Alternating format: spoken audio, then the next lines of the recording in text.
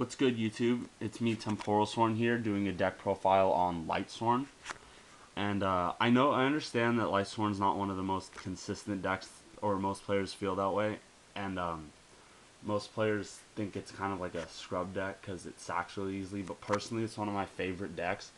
And I feel it has some sort of an edge against most meta because of the powerhouse, although it's not as explosive as most cards currently. So let's get into it. I play triple Eclipse Wyvern. This is basically your Rhoda for your JD. It's insanely broken in this deck. And then 2 Curry Bandit.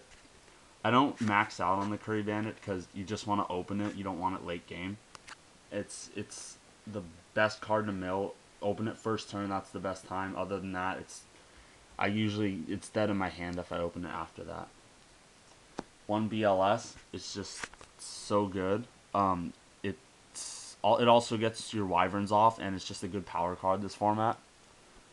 And then I play 2 Rainbow Karibo, 1 Honest, and 1 Necrogardener, just so you have some sort of control over the game, so that your opponent isn't always like running you over or doing stuff that you can't stop. And 1 Glow Bulb, just because it's a good graveyard tuner and it mills and all that junk. And then double Card Trooper, just for milling. And then I play 3 Dragon Rulers. You play the Dragon Rulers mostly to get your Wyverns off, and they're good graveyard cards. And I run Redox because I play 3 Earths in the deck, and it's good to get the Monster Reborn off sometimes. And then we go triple JD, of course. And 1 Diablos, just because it's an extra target for Wyvern. It's a 7 for those rank 7 plays. And it can get Wyvern off with his own effect by banishing it. Okay, now we get into the actual Lightsworn. So triple Lumina, self-explanatory. It's the biggest power Lightsworn of your deck. Triple Lila, it's your MST. Double Raiden for it's your Lightsworn Card Trooper, and it opens up synchro plays. And now I play a lot of other names because I don't like JD being dead, so I play 1 Jane, 1 Fellis. Fellis, I play Fellis and not Wolf because Fellis is actually useful. Wolf's just like a 21 beat stick, and the deck doesn't need that at all. I play 1 Minerva. Most people don't use this, but I like it opens up options to more synchroing and exceed plays, and I just love the extra mill. It's my favorite thing. And then 1 Aaron for it's just another name, but it's also really good against Shaddols when they open and do the whole flip effect thing. And then 1 Raikou, obviously. And then I play, this is where it gets odd. I play Shire and Dragoneth because late game they can get really beefy. And he's a dragon for the E-Drags. You can soul charge him out. You can tribute a Dragon Ruler to summon him, or tribute Glow Bulb if you're desperate. And they get really beefy late game, so they're good late game options, but mostly I play them just for the extra names. So JD is hardly dead in this deck when I play it. And then you play the charges, which is 1 Charge Light Brigade, triple Solar Recharge, and Soul Charge. I don't think I need to explain any of this. You know, this is just like the draw search power, and this is for explosive plays. And then triple Breakthrough Skill, because it stops...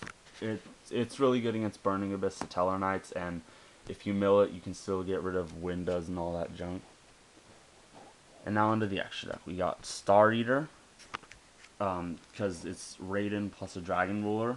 Leo, because it's Minerva plus Dragon Ruler. And then we got Scrap Dragon and Stardust, because you play the Dragon Rulers in Glow Bulb. And then I run for the 7s. I play... Where'd he go? Okay, well, I play Black Rose and Michael.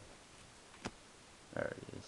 Black Rose and Michael, and these are really, like, self-explanatory. And Michael is just so broken. He's like Chaos Sorcerer for any heart of the field. He's a name. He gives you life points. And I play 1 Samsara, because sometimes you have to get desperate, and you normal like a Wyvern. Mill for Glow Bulb, and then you search your JD out, and then you can either sit on the Samsara or run into it and then summon something from the grave and make a play. And Catastor, just Cataster, and then Armory Arm because sometimes you get in a situation where you have Lumina and Global, and then one Felgrand. The reason I play Felgrand is because sometimes you get in a situation where you have two JDs and you're gonna mill yourself out to, the two JDs are gonna mill yourself to 0 and you're gonna deck out, so you make Felgrand, and there are certain situations where surprisingly two JDs can't handle it, so you play Felgrand. One Draco Sack just for the defense, Big Eye for control, Alucard, he's an Exceed MST, and then Leviair and Fortune Tune.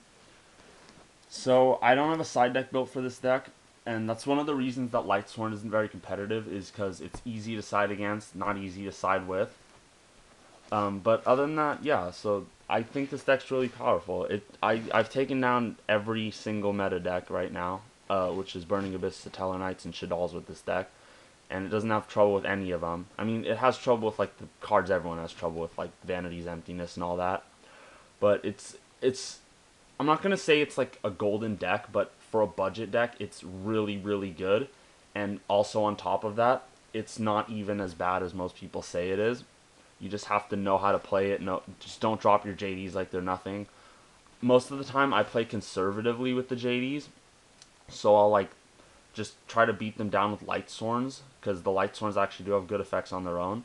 I'll use Synchros and Exceeds to apply pressure to my opponent to respond to them, and once the resources are wasted, that's usually when I drop JD.